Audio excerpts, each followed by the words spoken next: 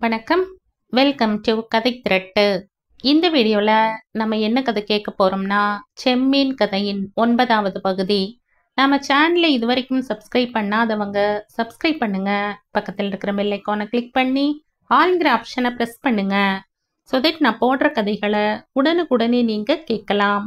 வாங்க கதைக்குள்ளே போகலாம். பழனி கருத்தம்மாவிடம் கேட்டான். நீ எப்போதும் நம்பரையான்னு கேட்டுக்கிட்டே இருக்கையே, ஏன் அப்ப உனக்கே உன்னை பத்தி சந்தேகமாயிருக்குதா? அவளுடைய நெஞ்சை இன்னொரு தீப்பொறி சுட்டது. அவளை பற்றி அவன் மனதில் ஒரு சிறிய சந்தேகம் ஊடுருவி பாய்ந்து விட்டதா? பாவிகள் அவன் காதில் விழும்படி என்ன பேசிக்கொண்டார்களோ? இன்று இரவு அவர்கள் அதற்கு மேல் பேசிக்கொள்ளவில்லை. அவளுடைய ரகசியங்கள் அவனுக்கு தெரியுமோ தெரியாதோ, எல்லாவற்றையும் அவளே அவனிடம் சொல்லிவிடுவது நல்லதல்லவா? உண்மையை அப்படியே அவன் முன்னால் வைத்து விட்டாள். அவன் அருள் கூர்ந்து மன்னித்து விடமாட்டானா? ஆனால் அந்த விஷயங்களை எல்லாம் அவள் எப்படி வாய்விட்டு சொல்வாள்? 2 பாதைகள் ஒன்றாக இணையும் சந்திப்பில் நின்று கொண்டிருந்தாள் அவள். ஒரு பாதையை மனதில் தீர்மானம் செய்து கொண்டு அதன் வழி முன்னேறி செல்ல வேண்டும். அவள் எப்படி சொல்வது?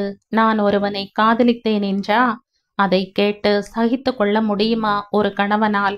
எனக்கு சிறு வயதில் ஒரு நண்பன் இருந்தான் என்று ஆரம்பித்து சொல்லலாமா? அதுவும் சரிப்பட்டு வராது. அந்த இடத்திலிருந்து பிடித்து பேசினால் அந்த இன்ப நினைவுகள் மனதுக்கு போதையூட்டி அனாவசியமான இடங்களுக்கு இழுத்து சென்றுவிடும். எதையோ மனம் திறந்து கொட்டும்படி ஆகிவிடும். ஃபரீக் குட்டியை ஓஹோ என்று புகழ்ந்து பேசும்படி ஆகிவிட்டாலும் ஆச்சரியப்படுவதற்கில்லை. இவள் மனசு இன்னும் அவனை சுற்றித்தான் வட்டம் போட்டு கொண்டிருக்கிறது என்று எண்ணினாலும் எண்ணி விடுவான் பழனி. அது வேண்டாம். 4ஆம் மதத்து ஆசாமி ஒருவன் என்னை எப்படியோ பசப்பி ஏமாற்றி விட்டான் என்று சொல்லலாமா? ஐயோ, அப்படி சொல்ல முடியாது. அது உண்மை அல்ல. அதோடு அவன் முகத்தில் அவசியமில்லாமல் கரியை பூச வேண்டும். கெட்ட மனிதனாக அவனை சித்தரித்து காட்ட வேண்டியிருக்கும். அது சாத்தியமே இல்லை. ஃபரீக் குட்டி அயோக்கியன் ஒன்றுமல்ல. அவன் அவளை ஏமாற்றவும் இல்லை. நிராசையால் மனம் வெதும்பி சோர்ந்து கண்ணீர் பெருகும் ஓர் இளைஞனின் தோற்றம் அவள் முன்பு தோன்றியது. இருளிலும் அவளால் அந்த உருவத்தை காண முடிந்தது. அவனுடைய இதயத்தை காலால் மிதித்து அழுத்தி கொண்டு வந்து விட்டதாக தோன்றியது அவளுக்கு. இனிமேல் இந்த வாழ்க்கையில் நமக்கு ஒன்றுமே இல்லை, ஒன்றுமே வேண்டாம் என்ற எண்ணம் அவனுக்கு தோன்றியிருக்கும். எத்தனையோ வழிகளில் அவனுக்கு தீங்கிழைக்கப்பட்டது. 75 வயதானாலும் அந்த கடற்கரையில் உட்கார்ந்து அவன் பாடிக்கொண்டுதான் இருப்பான். வாயோயாமல் பாடி அவன் உயிரை விட்டு விடுவான். அவளோ தன் கண் முன்னால் அவனை கண்டு கொண்டுதான் இருந்தாள். தன் கணவன் பக்கத்தில் படுத்திருப்பது கூட அவளுக்கு தெரியவில்லை. அவளுடைய பெண் மனம் மெதுவாக முணுமுணுத்தது. எனக்கு அவனிடம் ஆசைதான். அவள் இதை ஃபரீக் குட்டியிடம்தான் சொன்னாள். இந்த முணுமுணுப்பு குரல் அவளையே தூக்கி வாரி போட்டு விட்டது. பழனி கேட்டான். என்ன சொல்லுத? ஆசைன்னு சொல்லுதியா? கருத்தம்மா விழித்து கொண்டாள். எதையாவது வாய்க்கு வந்தபடி உளறிவிட்டோமோ? இருந்தாலும் அவள் சொன்னாள். ஆமா. யாரிடம்? உன்னிடம். விடிவெள்ளி முளைத்தது. கடற்கரையில் வேலைக்காரர்களை கூவி அழைக்கும் குரல் கேட்கலாயிற்று. கடலேறி செல்ல பொழுதாகிக் கொண்டிருந்தது. பழனி எழுந்திருந்தான். வழக்கம் போல் குளித்துவிட்டுத்தான் செல்ல வேண்டும் என்று அவள் சொன்னாள். அவளே அவனை குளிப்பாட்டி அனுப்பி வைத்தாள். பழனி அன்று சற்று நேரம் பிந்தித்தான் கடற்கரை சென்று சேர்ந்தான். அதுவரையிலும் ஒரு நாள் கூட அவன் தாமதித்து வந்ததில்லை. அன்று மற்ற தோணிக்காரர்கள் அவனுக்காக கொஞ்ச நேரம் காத்து கொண்டிருக்கும்படி ஆகிவிட்டது. வேலாயுதன் ஒரு ஹாஸ்யம் உதிர்த்தான். கல்யாணமான புதுசுல எந்திரிச்சு வர நேரமாகத்தான் செய்யும். சகஜம் தானே அது? கள்ளம் கவடம் இல்லாத ஹாஸ்யம். உண்மையும் அதுதானே. ஆனால் இப்படி சொன்னது பழனிக்கு பிடிக்கவில்லை. வேலாயுதனே, வாயை வச்சுக்கிட்டு சும்மா இரு. வேலாயுதன் கேட்டான். நீ என்ன என்கிட்ட சண்டைக்கு வாராப்பில் இருக்கு? வேலாயுதன் அதற்கு மேலும் ஏதாவது சொல்லிவிடக் கூடாதே என்ற பீதி பழனிக்கு. அதையும் அவன் அங்கேயே போட்டு உடைத்து விடுவானோ? கருத்தம்மாவை பற்றி அவன் ஏதாவது சொல்லிவிடக்கூடும். அவனே மனதில் சிருஷ்டித்து கொண்ட கற்பனை எண்ணம்தான் அது. தோணியை மேற்கு திசையில் செலுத்தினர். பழனியும் பின்பக்கம் நின்று கொண்டிருந்தான். அன்று கடலில் அவ்வளவாக மீன் இல்லை. தோணிகள் வலை வீசுவதில் ஈடுபடாமலே அங்கும் இங்கும் அலைந்து கொண்டிருந்தன. பழனி மேற்கு திசையில் நெடுந்தூரம் தோணியை செலுத்தி கொண்டு சென்றான். பாய்ந்து பாய்ந்து முன்னேறி சென்றது தோணி. அடக்க முடியாத வேட்கை ஏதேனும் அவன் உள்ளத்தில் மூண்டெழுந்து விட்டதா? எஃகு போன்ற தசை திரட்சியில் நமைச்சல் எடுக்கிறதா? கடலின் பரப்பு கூட காணாது என்ற குறையோ மனதுக்கு? அவன் தோணியினுள் குதித்த போது தோணியும் குதித்தது. அவனுடைய லட்சியம் என்ன? அடிவானத்தை பிளந்து கொண்டு முன்னேறி சென்றுவிட வேண்டும் என்பதா? அவனுடைய பலம் அத்தனையும் ஒன்றாக திரண்டு செயல்பட ஆரம்பித்து விட்டதா? இப்போது கண்களுக்கு கரை தெரியாது. அத்தனை தூரத்தில் சென்று விட்டான் அவன். ஆண்டி கேட்டான், நீ பாட்டுக்கு தோணியை எங்கேயோ இழுத்துக்கிட்டு போறையே, எங்கேன்னு கேக்குறேன். சொல்லி வைத்தார் போல் அத்தனை பேரும் துடுப்பில் இருந்து கைகளை அகற்றினர்.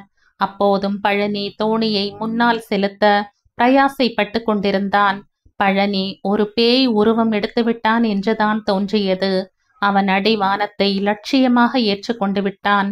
குமாரு பயந்து போய் சொன்னான், டே நாய்க்கு பிறந்த பயலே, யாருமில்லாத பயலா போயிட்டமேன்னு நீ பாட்டுக்கு. குமாரு பழனியை பார்த்து சீறி விழுந்து கொண்டே மேலும் தொடர்ந்து சொன்னான், நீ வேணும்னா கடல்ல விழுந்து சாவு. கூறுகட்ட பொண்ணை இழுத்துக்கிட்டு வந்து சேர்ந்திருக்கியே, போ கடல்ல விழுந்து சாவு. உன் தலைவிதி அது. எங்களுக்கு குழந்தை குட்டிகள் இருக்குது தெரியுமா? வேலாயுதன் முன்னால் பாய்ந்து பழனியின் கையில் இருந்து துடுப்பு தடியை பலவந்தமாக பிடுங்கிக் கொண்டான். ஆண்டி பழனியின் அருகில் சென்று அவனை கீழே உட்கார வைத்தான். வேலாயுதன் சுக்கான் பிடிக்க தோணி திசை திரும்பி சென்றது. பெரும் அக்னி பரீட்சையில் ஈடுபட்டவனுக்கு ஏற்படுகிற சோர்வுடன் பழனி அசந்து போய் உட்கார்ந்திருந்தான். அவன் வாயை திறக்கவில்லை. சிறிது நேரத்திற்கு பின் அவன் மீண்டும் துடுப்பு பிடித்தான். கடலில் மற்ற தோணிகள் வலை வீசி கொண்டிருந்த இடத்திற்கு அவர்களும் வந்து சேர்ந்தனர். அங்கு அவர்களும் வலை வீசத் தொடங்கினார்கள். சொல்லப்போனால் அன்று ஒன்றுமே கிடைக்கவில்லை. மற்றவர்களுக்கும் ஒன்றும் கிடைக்கவில்லை. கொஞ்சம் பொடி மீன் மட்டும் பழனியின் தோணியில் இருந்தது. அன்று நபருக்கு 1.5 ரூபாய்தான் கிடைத்தது. குளித்து கொண்டிருந்த போது வேலாயுதன் கேட்டான், பழனி, உனக்கு என்ன வந்துட்டது? ஏதாவது புதுசா வந்து பிடிச்சுக்கிட்டதா? அவன் பதிலை எல்லோரும் ஆவலுடன் எதிர்பார்த்து கொண்டிருந்தனர். மனித குணாம்சங்களே அவனை விட்டு சுழன்றோடி சென்று விட்டன என்று எண்ணும்படி இருந்தது. என்ன ஆவேசம், என்ன வெறி! இந்த வெறியில் தோணியை செலுத்தி கொண்டு சென்றால் என்ன ஆவது? பழனி சொன்னான், அப்ப எனக்கு பிரக்ஞையே இல்ல பாத்துக்க. ஆண்டி சொன்னான், நாங்கள் எல்லாம் குழந்தை குட்டிக்காரங்க, அதை மட்டும் ஞாபகத்துல வச்சுக்க. குமாரு சொன்னான், இனிமே நாம சுக்கான அவன் கையில கொடுக்கப்படாது. அவன் எல்லாரையும் நடுக்கடல்ல முக்கிப்படுவான். அந்த யோசனையை எல்லோரும் ஆமோதித்து ஏற்றுக்கொண்டனர். அவனை பேய் பிடித்து கொண்டிருக்கிறது. எல்லோரும் அப்படித்தான் எண்ணினர். கல்யாணம் முடிந்த 4வது நாள் பெண்ணையும் மாப்பிள்ளையையும் விருந்துக்கு அழைக்க வேண்டும். ஆனால் புறப்பட்டு சென்று அவர்களை அழைத்து கொண்டு வர ஒருவரும் தயாராக இல்லை. சக்கியோ கல்யாண தினத்தன்று படுக்கையில் விழுந்தவள்தான். பின்னால் அவளால் எழுந்து உட்காரக்கூட முடியவில்லை. நல்ல பெண், அடுத்த வீட்டுக்காரி, மிகவும் நல்லவள். அவள் அடிக்கொரு தரம் வந்து போவாள். தேவையான பணிவிடைகள் செய்வாள். வீட்டு வேலைகளை பஞ்சமி கவனித்து கொண்டாள். உடல் நலம் இந்த அளவுக்கு சீர்கெட்டு படுக்கையோடு படுக்கையாய் விழுந்து கிடக்கும் சக்கியை செம்பன் குஞ்சு அருகில் சென்று விசாரிக்கவோ கவனிக்கவோ முற்படவில்லை. ஒரு வைத்தியரை அழைத்து கொண்டு வந்து சக்கியை பார்க்க சொல்ல வேண்டுமென்று நல்ல பெண் 1க்கு 2 முறை செம்பன் குஞ்சுவிடம் சொன்னாள். அவனோ அதற்கு வாயை திறந்து ஒரு பதிலும் சொல்லவில்லை. கல்யாணத்திற்கு பின் அதை ஒட்டிய வேலைகள் மேலும் சிலவற்றை செய்து முடிக்க வேண்டியிருந்தது. அவ்வேலைகளை முடிப்பதில் செம்பன் குஞ்சு மும்முரமாக ஈடுபட்டிருந்தான். சில சமயம் சக்கி படுத்திருந்த அறை வாசலில் நின்றவாறு உள்ளே எட்டி பார்ப்பான். ஒரு நாள் அவன் அறை வாசலில் நின்றபோது திருக்குன்ற புழைக்கு சென்று கருத்தம்மாவையும் பழனியையும் அழைத்து வர வேண்டும் என்று சக்கி அவனிடம் சொன்னாள். கோப வெறியில் தன்னையே மறந்து பேசினான் செம்பன் குஞ்சு. அவன் உறக்க கத்தவும் ஆரம்பித்தான். நான் போக மாட்டேன், அவங்களும் என் வீட்டு படியை மிதிக்க வேண்டாம். சக்கிக்கும் கோபம் வரத்தான் செய்தது. கோப உணர்ச்சி பொங்கவே மீண்டும் அவளுக்கு நினைவு போய்விட்டது. அன்று செம்பன் குஞ்சு ஒரு வைத்தியனை அழைத்து கொண்டு வந்தான். கல்யாணமான பெண்ணையும் மாப்பிள்ளையையும் சம்பிரதாயப்படி வீட்டுக்கு அழைத்து வந்து விருந்து போட்டு அனுப்பி வைக்கவில்லை. அக்கம் பக்கங்களில் இந்த கேள்வி எழுந்தது. இது பற்றி கேட்டவர்கள் இடம் சள்ளென்று சீறி விழுந்தான் அவன். கேட்டவர்கள் மட்டும் பேசாமல் விட்டு விடுவார்களா? செம்பன் குஞ்சுவுக்கு எல்லோரிடமும் சண்டை போடும்படி ஆகிவிட்டது. இப்போதெல்லாம் செம்பன் குஞ்சு தனது வீட்டை விட்டு தொலைதூரம் சென்று வருவதில்லை. தோணிகள் என்னவோ கடலுக்கு சென்று கொண்டுதான் இருந்தன. ஆனால் மீன்பாடு மகா மோசமாக இருந்தது. தோணி வேலையாட்கள் இடத்திலும் செம்பன் குஞ்சு அனாவசியமாக உரசி கொண்டான். திருக்குன்றப்புழை கடற்கரையிலும் இதே கதைதான். அங்கும் கருத்தம்மாவை பிறந்த வீட்டுக்கு விருந்துக்கு அழைத்து செல்லாததுதான் சூடான பிரச்சனை. எல்லோருடைய பேச்சிலும் அடிபட்ட விஷயம். சம்பிரதாயப்படி முன்பே யாராவது வந்து அழைத்து சென்றிருக்க வேண்டும். தாய் தகப்பன் இல்லாத பெண் ஒன்றுமல்ல அவள் என்பது எல்லோருக்குமே தெரிந்த விஷயம். அப்படியானால் அவளை அவர்கள் உதறிவிட்டார்களா? பந்தம் மறந்து போய்விட்டதா? ஒரு புகழும் இல்லாதவர்கள் கூட, வாழ்க்கை வசதியற்ற எளியவர்கள் கூட இம்மாதிரி விஷயங்களில் விட்டு கொடுத்து நடந்து கொள்வதில்லை. யாராவது வந்து சேர்வார்கள் என்ற நம்பிக்கையில் கருத்தம்மாவும் ஒவ்வொரு கணமும் எதிர்பார்த்து கொண்டுதான் இருந்தாள். அவளுடைய தகப்பனார் இப்படி ஒரே அடியாக அவளை புறக்கணித்து விடுவார் என்று அவள் எண்ணவே இல்லை. தாயை நினைத்த போதெல்லாம் அவள் மனசு துணுக்குற்றது. இந்த நினைப்பு அவளை கவலையில் ஆழ்த்தியது. ஆனால் இதையெல்லாம் தனது கணவனிடம் வாய்விட்டு சொல்லவும் உள்ளூர அவளுக்கு பயம்தான். சொன்னால் அவனுக்கு பிடிக்குமோ என்னவோ? அவன் இதையெல்லாம் ஆமோதித்து அப்படியே ஏற்றுக்கொண்டு விடுவானா? என்றாலும் சொல்லி பார்த்து விடுவது என்ற முடிவுக்கு அவள் வந்தாள். ஒரு நாள் இரவு உணவை முடித்து கொண்டு இருவரும் ஆற அமர உட்கார்ந்து கொண்டிருந்தனர். மனதில் இருந்த எண்ணங்களை எல்லாம் வெளியிட இது நல்ல சந்தர்ப்பம் என்று அவளுக்கு பட்டது. ஏதோ தனக்குத்தானே பேசிக்கொள்வது போல கருத்தம்மா ஆரம்பித்தாள். எங்க அம்மா இப்போ உயிரோடு இருக்காங்களான்னு கூட சந்தேகமா இருக்குது. அவன் வாயை திறக்கவில்லை. அவன் முகத்தை கூர்ந்து பார்த்தாள் அவள். அவ்வாறு அவன் முகத்தை ஏறிட்டு பார்த்து கொண்டே மனதில் எழுந்த சந்தேக உணர்வோடு அவள் தொடர்ந்து சொன்னாள். நாம தான் ஒரு வாட்டி அங்க போய் பார்த்துப்பிட்டு வருவமே. முகத்தில் அரைந்தது போல் கண்டிப்பான குரலில் பதில் வந்தது. அந்த பேச்சையே இங்கிட்ட எடுக்க வேண்டாம். இவ்வளவு நிஷ்டூரமாக அவன் பதில் சொல்வான் என்று அவள் சற்றும் எதிர்பார்க்கவில்லை. பழனியின் முகபாவம் பயங்கரமாக மாறியது. அதை கவனித்த கருத்தம்மாவுக்கு உதறல் எடுத்துவிட்டது. குடம் பாலில் நஞ்சை ஊற்றியது போல ஆகிவிட்டது. கருத்தம்மா தனது முகத்தில் சந்தோஷத்தை வலிந்து வரவழைத்து கொண்டு மீண்டும் பேச ஆரம்பித்தாள். ஒரே அடியா இப்படி பேசிப்படலாமா? மறுபடியும் அவன் காரமாக கேட்டான். ஏன் சொன்னா என்னான்னு கேட்கிறேன். நமக்கும் நாளைக்கு 2 பெண் குழந்தைக்கு பிறக்கும். அந்த இடத்து பையன்களுக்கு நாம பெண்ணை கொடுத்தோம்னா அவங்களும் இப்படியெல்லாம் பதிலுக்கு பதில் கேட்க மாட்டாங்களா? அப்போ அந்த கஷ்டத்தை அனுபவிச்சுட்டு போறோம். இதற்கு என்ன பதில் சொல்ல முடியும்? அந்த சந்தர்ப்பத்தில் அவள் அத்துடன் பேச்சை நிறுத்தி கொண்டாள். பிறிதொரு சமயம் மீண்டும் இதே விஷயத்தை கிளப்பி பேசினாள் அவள். அப்படியானா நான் மட்டும் ஒரு நடை போயிட்டு வந்துடட்டுமா? இந்த யோசனைக்கு எதிராக அவன் ஒன்றும் சொல்லவில்லை. ஒன்று மட்டும் சொன்னான். போ, ஆனா மறுபடியும் இங்க திரும்ப வந்துடாத.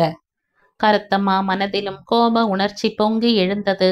ஆனால் அதை வெளிக்காட்டாமல் வேறு விதமாக நடந்து கொண்டாள் அவள். அடே அப்பா, இந்த ஆம்பளை மனசு இருக்குதே, அது என்ன மனசோ, கடவுளுக்குத்தான் வெளிச்சம். இப்படி கூறிக்கொண்டே சிரிப்பை வரவழைத்து கொண்டாள். நீர்க்குன்றத்தில் சக்கியின் உணர்ச்சிக்கும் திருக்குன்றப்புழையில் கருத்தம்மாவின் உணர்ச்சிக்கும் மதிப்பு கொடுக்காமலே நாட்கள் அவை போக்கில் உருண்டோடி கொண்டிருந்தன. தன்னந்தனியாக உட்கார்ந்து அழுது தீர்த்தாள் கருத்தம்மா. அதேபோல் சக்கியும் கண்ணீர் சிந்திக் கொண்டுதான் இருந்தாள். அவளுடைய இதயம் வெந்து கொண்டிருந்தது. ஆனால் ஒருவராவது அதை தெரிந்து கொள்ளவில்லை. சக்கியின் உடல்நிலை கவலைக்கிடமாக இருக்கிறது என்ற பேச்சு ஃபரி குட்டியின் காதிலும் விழுந்தது. அப்போது செம்பன் குஞ்சு அங்கு இருக்கவில்லை. அவன் கடலுக்கு செல்வது இல்லை என்றாலும் வேறெங்கோ சென்றிருந்தான். ஃபரி குட்டியை கண்ட மாத்திரத்தில் சக்கி ஓ என்று அழுதாள். அவள் விம்மி விம்மி அழுவது கண்டு ஃபரி குட்டியின் மனம் உருகிவிட்டது. இப்போது ஃபரி குட்டியும் எவ்வளவோ மாறிவிட்டான். எப்போதும் முகத்தில் சந்தோஷத்தோடு காட்சி தந்து கொண்டிருந்த பழைய ஃபரி குட்டி அல்ல அவன். அழுது கொண்டே பேசினாள் சக்கி. நான் நான் புறப்பட்டாச்சு. சக்கி மிகவும் உருக்குலைந்து போய்விட்டாள் என்பதை ஃபரி குட்டியும் கண்டு கொண்டான். அவன் சொன்னான், சக்கி, நீ என்ன இப்படி பேசுத? அப்படி ஒன்றும் பெருசா வந்து புடல உன் உடம்புக்கு. கட்டிலின் ஓரத்தில் உட்கார்ந்து கொள்ளும்படி சைகை காட்டினாள் சக்கி. அவன் அவள் அருகே அமர்ந்து கொண்டான்.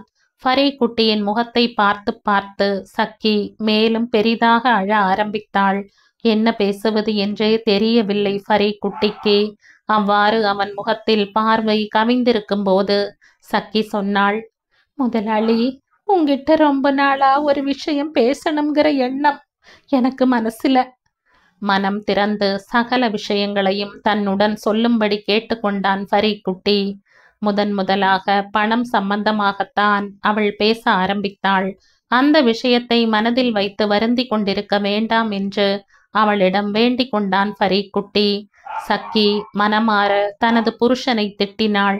அவன் பெரிய துஷ்ட, பேராசை பிடிச்சவன் என்றெல்லாம் சொன்னாள் அவள். சக்கி உணர்ச்சி பொங்க சொன்னாள், முதலாளி, நீயும் கருத்தம்மாவும் சின்னஞ்சிறு வயசுல இருந்து இந்த கடற்கரையில சந்தோஷமா ஓடி ஆடி விளையாடினீங்க. ஃபரி குட்டியின் மன வீணையில் மிக மெல்லிய தந்தி ஒன்று மீட்டப்பட்டது. பழைய எண்ணங்கள் மனதிலே அலை அலையாய் எழுந்தன. சக்கியும் அதை உணர்ந்து கொண்டாள். கடற்கரையில் நடந்த காதல் வாழ்க்கை சக்கிக்கும் தெரிந்த ஒன்றுதானே. அவர்கள் பரஸ்பரம் எவ்வளவு ஆழமான அன்பு கொண்டிருந்தனர் என்பதும் அவளுக்கு தெரியும். பின்னால் விளைந்த நிகழ்ச்சிகள் இருவரது வாழ்க்கையையும் பெரிதும் பாதித்து விட்டன என்பதும் உண்மைதானே. வியாதியில் அவதியுற்று கொண்டிருந்த சக்கி ஃபரி குட்டியை பார்த்து சொன்னாள், தம்பி, என் வயிற்றுல ஒரு ஆண் குழந்தை பிறக்காம போச்சு.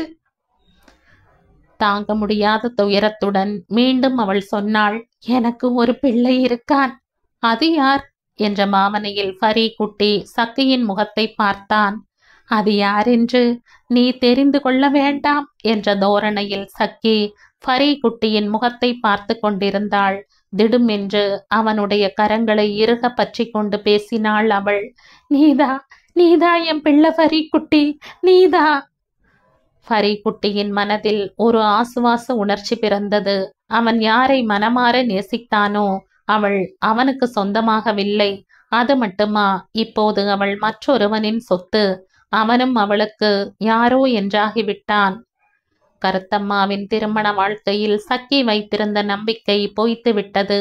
அவள் இப்போது எதையும் எதிர்பார்க்கவில்லை. ஃபரி குட்டியும் கருத்தம்மாவும் கடற்கரையில் விளையாடியதை மீண்டும் சக்கி நினைவு கூர்ந்தாள். இப்போது ஃபரி குட்டியை அவள் தன் மகனாக ஏற்றுக்கொண்டு விட்டாள். அதோடு ஒரு அதிசயம் நிகழ்ந்தது. ஃபரி குட்டியின் உள்ளத்தில் கருகி சாம்பி போயிருந்த எண்ணங்கள் மீண்டும் பசுமை பெற்று துளிர்த்தன. கருத்தம்மா அவனுக்கு சொந்தம் என்றாகிவிடுமோ? நடைமுறையில் அது சாத்தியம் இல்லை என்றாலும் சக்கி அதை எண்ணி ஏங்கிக் கொண்டிருக்கிறாளோ? ஒரு நிமிஷ நேரத்திற்குள் தெளிவில்லாத குழப்பமான ஏதேதோ எண்ண சுழல்களில் சிக்கி உண்மைக்கும் நடைமுறைக்கும் புறம்பான முடிவுகளுக்கு வந்தான் ஃபரி குட்டி. சக்கி ஃபரி குட்டியிடம் சொன்னாள், நாங்க வாயில்லா பூச்சிகள். நான் நினைச்சா என்ன செய்திட முடியும்? அவன் பணத்தை திரும்ப தர மாட்டான்.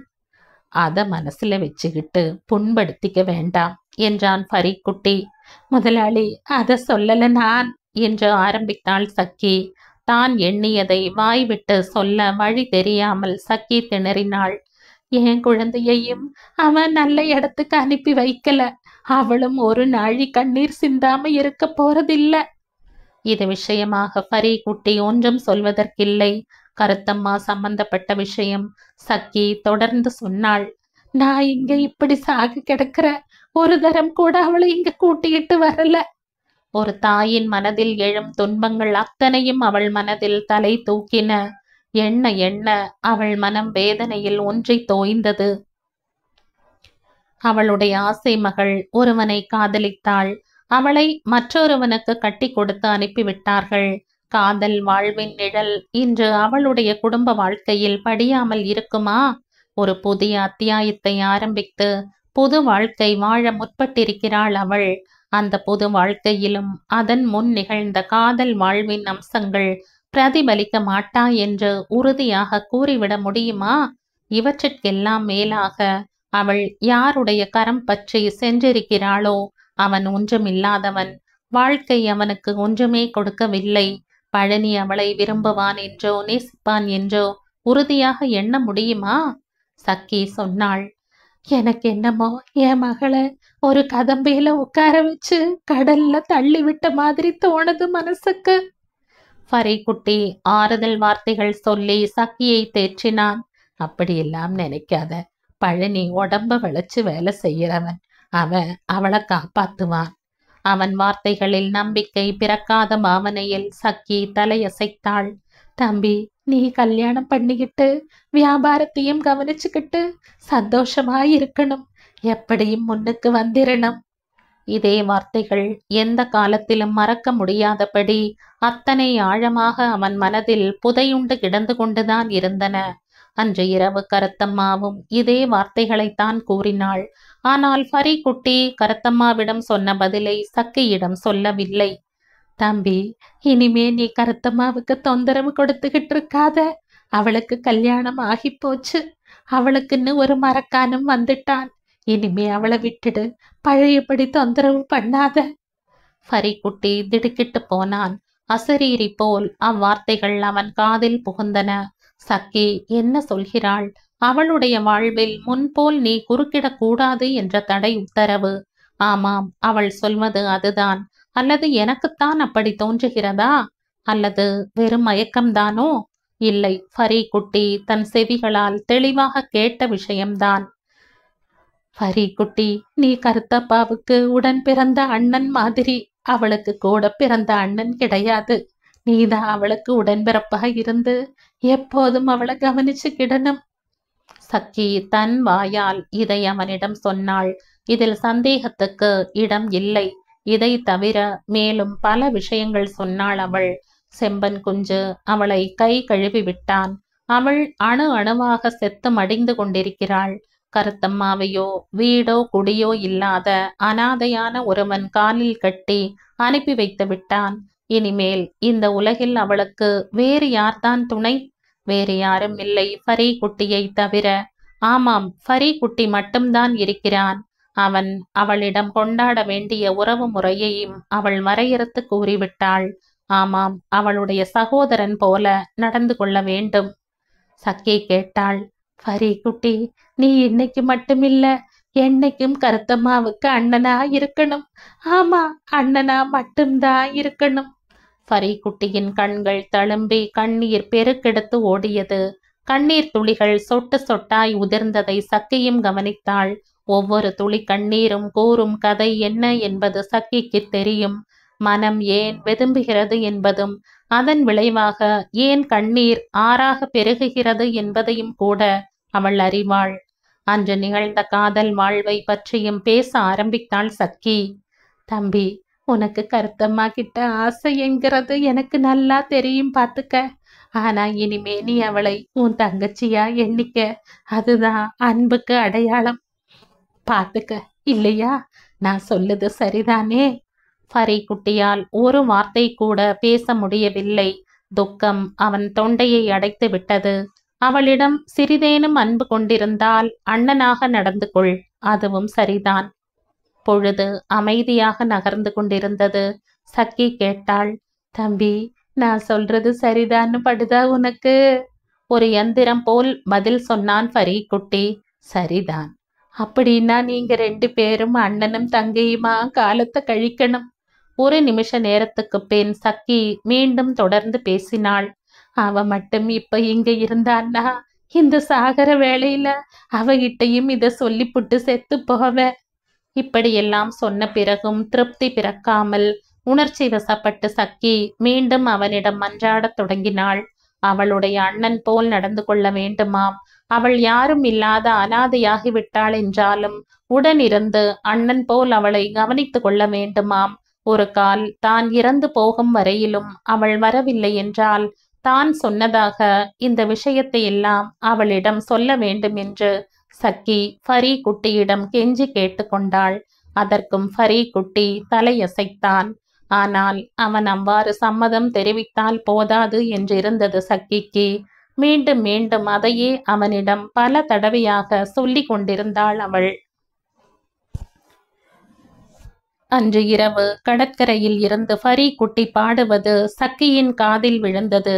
இந்த நாட்களில் எல்லாம் எத்தனையோ துன்பங்கள் செம்பன் குஞ்சுவை சூழ்ந்து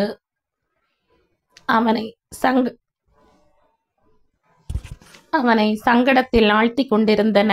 சேர்ந்தாற்போல் பல நாட்கள் தோணியில் அவனும் கடலுக்கு செல்லவில்லை. போதிய மீன் கிடைக்காமல் இருந்ததற்கு கூட காரணம் அதுதான் என்று அவன் எண்ணிக்கொண்டான். அதோடு மற்றொரு நஷ்டமும் விளைந்தது. காதர் முதலாளிக்கு சரக்கு கொடுத்த வகையில் அவனிடமிருந்து இன்னும் சிறிது பணம் வர வேண்டியதாக இருந்தது. ஒரு நாள் இரவு கடையில் இருந்த சாமான்களை எல்லாம் சுருட்டி கொண்டு ஊரை விட்டே ஓடி சென்று விட்டான் அவன். இதனாலும் செம்பன் குஞ்சுவுக்கு ஏற்பட்ட நஷ்டம் கொஞ்ச நஞ்சம் அல்ல. பழையபடி கடலுக்கு செல்வது என்று முடிவு செய்து கொண்டான் அவன். எத்தனை நாட்கள்தான் சோம்பி கரையில் குந்தி கொண்டிருப்பது? பழையபடி கடலுக்கு செல்கிற தோணியின் முன்புறம் உட்கார்ந்து கொண்டிருந்தான் அவன். முன்போல் நின்று கொண்டிருக்க முடியவில்லை இப்போது. தோணி கூட பழைய சுறுசுறுப்பை இழந்துவிட்டது. முன்போல் அது குதித்து குதித்து முன்னேறி பாய்ந்து செல்ல தயாராக இல்லை. துடுப்பு பிடிக்கிறவர்கள் என்னவோ முன்போல் துடுப்பு பிடிக்கத்தான் செய்கிறார்கள். ஆனால் அவர்களுடைய வேகத்திற்கு அனுசரணையாக தன்னுடைய உடல் உழைப்பையும் கொடுக்க செம்பன் குஞ்சுவால் முடியவில்லை. அவன் கால்கள் சோர்ந்து போய் விட்டனவா? நடுக்கம் கண்டுவிட்டதோ அவன் கால்களுக்கு? தோணியின் அகலம் குறைந்த விளிம்பு ஓரத்தில் நின்று கொண்டு கட்டை விரல்களை மட்டும் ஊன்றி நின்று கொண்டிருக்க பயப்படுகிறானா அவன்? அப்படியானால் தோணியின் ஓட்டம் நாட்பட ஸ்தம்பித்து நின்று விடுமோ? மற்ற தோணிகளை தோற்கடித்து பின்புறம் தள்ளி கொண்டு பறவை வேகத்தில் பாய்ந்து செல்வதோ, மற்ற எல்லோரையும் விட அதிக சரக்கோடு கரை வந்து அடைவதோ இனிமேல் கனவிலும் எண்ணி பார்க்க முடியாத காரியங்கள்தாமோ? மற்ற தோணிகளைப் போல் அவன் தோணியும் நத்தை போல் ஊர்ந்துதான் செல்ல வேண்டுமோ? அவனுடைய தோணி அதி அற்புதமாய் முன்னேறி பாய்ந்து செல்கின்ற காட்சியை கடற்கரை வாசிகள் இனிமேல் எந்த நாளும் பார்க்க போவதில்லையா? வழக்கமாக திரும்பும் நேரத்திற்கு சற்று முன்னாலேயே கரையை நோக்கி தோணியை செலுத்த சொன்னான் செம்பன் குஞ்சு. துடுப்பு பிடிப்பவர்களுக்கு என்ன விஷயம் என்பது விளங்கவில்லை. ஒருவன் செம்பன் குஞ்சுவிடம் காரணத்தை ஆராய்ந்தான். அட சரிதான், போலாம், இன்னைக்கு இவ்வளவு போதும். போதும் என்ற வார்த்தை அன்று வரை அவன் வாயில் பிறந்தது இல்லையே. தோணி கரையை நோக்கி வந்து கொண்டிருந்த போது துடுப்பு கம்பியில் கால் தடுக்கி கடலுக்குள் வீழ்ந்து விட்டான் செம்பன் குஞ்சு. துடுப்பு பிடிக்கும் வேலையாட்கள் அவனை தூக்கி தோணிக்குள் போட்டு கொண்டனர். அன்று அதன் பின் அவன் தோணியின் முன்பக்கம் நகரவே இல்லை. அன்று கடற்கரையில் செம்பன் குஞ்சு பேரம் பேசக்கூட இல்லை. கிடைத்த விலைக்கு சரக்கை தள்ளிவிட்டான். வியாபாரம் முடிந்ததும் சோர்ந்து போய் வீட்டை நோக்கி தளர் நடையிட்டு சென்றான் அவன். சீரழிந்து போன மனிதனின் தோற்றம் அப்படித்தான் இருக்கும். செம்பன் குஞ்சு மனதில் வளர்ந்து கொண்டிருந்த திட்டங்கள் சுக்கு நூறாய் உடைந்து போய்விட்டனவா? தன் தந்தை வரும் வழி பார்த்து காத்து கொண்டிருந்தாள் பஞ்சமி. அவள் அன்று அவனுக்கு சோறாக்கி வைத்திருந்தாள். அவனுக்கு பிரியமான கறி வகையும் பண்ணி வைத்திருந்தாள். அதே சமயம் வீட்டின் உட்புறமிருந்து ஹீனமான குரல் ஒன்று கேட்டது. பஞ்சமி, சோறு எடுத்து வை, அப்பா வராரு. பஞ்சமி சோறும் கறியும் எடுத்து வைத்தாள். அவன் தலையை தூக்காமல் 4 வாய் அள்ளி போட்டு கொண்டதும் கையை உதறிவிட்டு எழுந்தான். முன்போல் அவன் இப்போது ருசி பார்த்து உண்ணவில்லை. ஏதோ கடனை கழிப்பது போல அதை செய்து முடித்தான். அவன் எழுந்து சென்றபோது வியப்புணர்ச்சியோடு பஞ்சமி சொன்னாள், அம்மா, அப்பா சாப்பிடவே இல்ல. கை கழுவிவிட்டு சக்கி அருகே சென்றான் செம்பன் குஞ்சு. சக்கி செம்பன் குஞ்சுவை கூர்ந்து நோக்கினாள். இருவர் கண்களும் தழும்பின. வாழ்க்கையில் அன்று முதல் தடவையாக செம்பன் குஞ்சுவின் விழிகள் கண்ணீர் சொரிந்தன. சக்கி சொன்னாள், நாம என்ன செய்ய இருக்குது, எல்லாம் விதி, அவ்வளவுதான். செம்பன் குஞ்சு வாய் பேசாமல் கண்ணீரை விழுங்கி தீர்த்தான். ஒரு சொட்டு கண்ணீர் கூட கீழே சிந்தி விடாமல் கண்ணீர் பொங்க பொங்க அதை குடித்தான் அவன். இந்த அளவுக்காவது அவனிடம் மன உறுதி இருந்தது. பேராச்சரியம்தான். அவன் கேட்டான், சக்கி, உன்னால எழுந்திருச்சு உட்கார கூட முடியலையா? முடியல. நானும் ஆன மட்டும் உட்காரணும்னு பாக்குற, முடியல. என்ன செய்ய முடியும்? சிறிது நேரம் அவன் மௌனமாக நின்று கொண்டிருந்தான். இனிமே நாம என்ன செய்வோம்? எனக்கு ஒண்ணுமே தெரியலை என்று பிரலாபித்தான் அவன். அவள் காலம் சென்ற பின் தனது வாழ்வு எப்படி இருக்கும் என்று அவன் எண்ணி பார்க்க ஆரம்பித்து விட்டான். அப்போது அவன் வாழ்வே சூனியமாகிவிடும். அதில் ஓட்டம் இருக்காது. வாழ்வே தேங்கி போய்விடும். அவனுடைய கேள்விக்கு சக்கியால் என்ன பதில் சொல்ல முடியும்? செம்பன் குஞ்சு கட்டிலில் சக்கியின் அருகில் அமர்ந்து கொண்டான். தன் கணவன் தேக பலம் இழந்து சோர்ந்து ஆடிப்போய் விட்டதை சக்கி கவனித்தாள். அன்று தனக்கு கடலில் ஏற்பட்ட விபத்தை அவன் அவளிடம் சொன்னான். என் கால் ஆட்டம் கண்டுவிட்டது என்றான் அவன். தன் கணவனுக்கு கடலில் விபத்து ஏற்படக்கூடும் என்று அன்று வரை சக்கி மனதால் கூட எண்ணியது கிடையாது. அதுவும் அன்று நிகழ்ந்து விட்டது. இன்னும் என்ன என்ன ஏற்பட போகிறதோ? சக்கி, சொல்லு, இனி நான் என்ன செய்வேன்? திக்கற்ற குழந்தை போல அந்த கேள்வியை மீண்டும் மீண்டும் எழுப்பி கேட்டு கொண்டிருந்தான் செம்பன் குஞ்சு. வேறு யாரிடம் இதை சொல்ல முடியும்? மேலும் இந்த கேள்விக்கு பதில் சொல்வதற்கும் சக்தியை தவிர வேறு யாருக்கும் உரிமை உண்டு? அவனுடைய வாழ்க்கை தங்கு தடையின்றி முன்னேறி செல்ல வேண்டுமென்றால் அவனுடன் அவளும் பக்க துணையாய் வாழ்ந்து கொண்டிருக்க வேண்டாமா? இப்போது அவளோ படுக்கையில் விழுந்து விட்டாள். அதோடு அவனது வாழ்க்கையும் களை இழந்து போய்விட்டது. ஒளி இழந்து சூன்யமும் நிறைந்து விட்டது. அவள் அருகே அமர்ந்து இருப்பவன் வாழ்க்கையில் தோல்வி கண்டவன். வாழ்க்கை களத்தில் மண்ணை கவ்வி விட்டவன். அவன் கூனி குறுகி அவள் அருகில் ஒண்டிக் கொண்டிருக்கிறான். செம்பன் குஞ்சுவின் கரங்களை பற்றி தனது மார்பு மீது வைத்து கொண்டே சக்கி சொன்னாள், நான் போயிட்டேன்னா அப்புறம் என்ன செய்ய போற? செம்பன் குஞ்சு வாய்விட்டு கதறிவிட்டான். அப்படியெல்லாம் பேசாத சக்கி, அப்புறம் நான் என்ன செய்வேன்? அவள் அவனது கரங்களை மேலும் இறுக பற்றி கொண்டாள். தனது மார்புடன் அவனது கைகளை அவள் அழுத்தி கொண்ட போது இதய துடிப்பு அவனுடைய கையை தூக்கி தள்ளியது. அவள் அவனுடைய முகத்தை பார்த்து கொண்டிருந்தாள். அப்போது அவள் வாயிலிருந்து அசரீரி போல் சில வார்த்தைகள் தெரித்தன. இன்னொருத்திய கட்டிக்க. அவளே தனது வாயால் இவ்வார்த்தைகளை சொன்னாள். அவள் உடம்பு நடுங்கியது. வலிப்பு கண்டுவிட்டது போல் அவளுடைய உடல் ஒரு பக்கமாக கோணி இழுத்தது. இதய துடிப்பும் அதன் வேகத்தை இழந்து விட்டது. அப்போதும் சக்கி அவனுடைய முகத்தில் இருந்து கண்களை அகற்றாமல் கூர்ந்து பார்த்து கொண்டுதான் இருந்தாள். செம்பன் குஞ்சு கேட்டான், என்ன சொன்ன நீ? இன்னொருத்திய கட்டிக்கணும்னா? அதற்கு பதில் பிறக்கவில்லை. வாழ்க்கை துணையின்றி காலம் தள்ளுவது கடினமான காரியம் என்பது அவளுக்கு தெரியும். அதற்கு ஒரு வழியும் அவள் அவனுக்கு சொல்லிக் கொடுத்து விட்டாள். அன்று வரை அவன் அவ்வாறு எண்ணியவன் அல்ல. ஏன் நீ பேசாம இருக்க? சக்கியின் கண்களை திரை மூடிக்கொண்டது. செம்பன் குஞ்சு பீதி உணர்ச்சியில் செத்து கொண்டிருந்தான். அவளை அவன் இரு கரங்களாலும் உசுப்பி பார்த்தான். சக்கி! ஒரே அமைதி. சக்கி, நீ என்ன விட்டுட்டு போயிட்டியா? சக்கியின் மார்பில் விழுந்தான் செம்பன் குஞ்சு. அவன் கையை எப்போதும் அவள் இறுக பற்றி கொண்டுதான் இருந்தாள். இனிமே எனக்கு யாரும் இல்லையா என்று வாய்விட்டு கதறி அழுதாள் பஞ்சமி. நல்ல பெண் ஆறுதல் சொல்லி அவளை தேற்றினாள். சக்கி பஞ்சமியை நல்ல பெண்ணின் கையில் ஒப்படைத்துவிட்டு கண்ணை மூடிவிட்டாள். நல்ல பெண்ணும் நாளோடு கூட ஒன்று என்றுதான் எண்ணிக்கொண்டாள். ஆனால் பஞ்சமிக்கு அதனால் ஆறுதல் பிறந்து விடுமா? சக்கியின் மேல் தலை சாய்த்து படுத்துக்கொண்டு கதறி அழுது கொண்டிருந்த செம்பன் குஞ்சுவை அச்ச குஞ்சுவும் நண்பர்களுமாக தூக்கி கொண்டு சென்றனர். தொடர்ந்து நடக்க வேண்டிய சடங்குகள் ஆரம்பமாக வேண்டாமா? கையோடு துறை அரையனுக்கு செய்தி சொல்ல ஆள் அனுப்பி வைத்தனர். அவரும் வந்து சேர்ந்தார். கருத்தம்மாவை அழைத்து வர யாரையேனும் அனுப்ப வேண்டாமா? கூட்டத்தில் ஒரு கேள்வி பிறந்தது. கருத்தம்மாவை கூட்டிக்கிட்டு வர யாரையாவது அனுப்ப வேண்டாமா? துயரத்தில் ஆழ்ந்து கிடந்த செம்பன் குஞ்சுவின் காதிலும் இக்கேள்வி விழுந்தது. வேண்டாம் என்று உரக்க கத்தினான் செம்பன் குஞ்சு. சக்கியை கொன்றதே கருத்தம்மாதான் என்பது செம்பன் குஞ்சுவின் தீர்மானம்.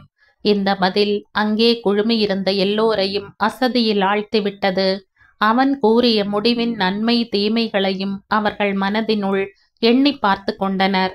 அதோடு இது பற்றி முடிவாக துறை அரையன் என்ன சொல்ல போகிறாரோ என்ற ஆதங்கமும் அவர்களுக்கு ஏற்பட்டிருக்கலாம். துறை அரையன் தனது முடிவை வெளியிடலானார். பெத்த தாயார் மயக்கம் போட்டு கட்டையா கிடக்கிற வேளையில தானே அவ இறங்கி போனா.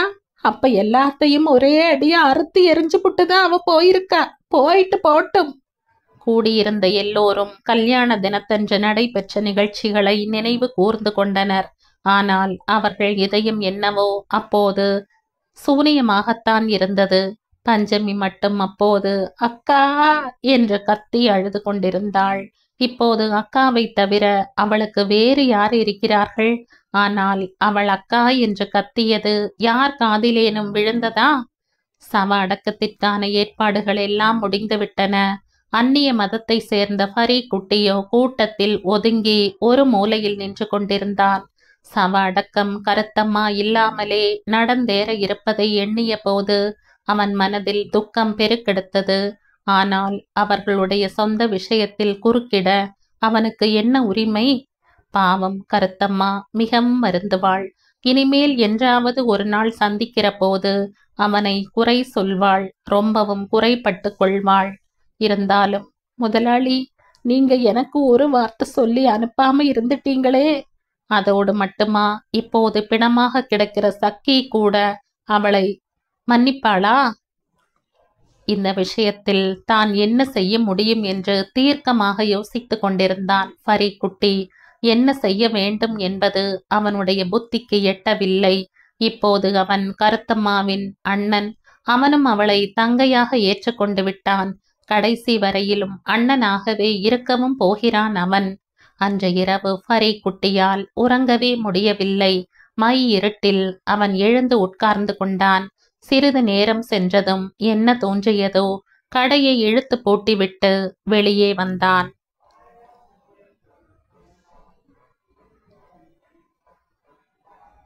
இந்த கதையின் தொடர்ச்சியை அடுத்த பதிவில் கேட்கலாம். நன்றி.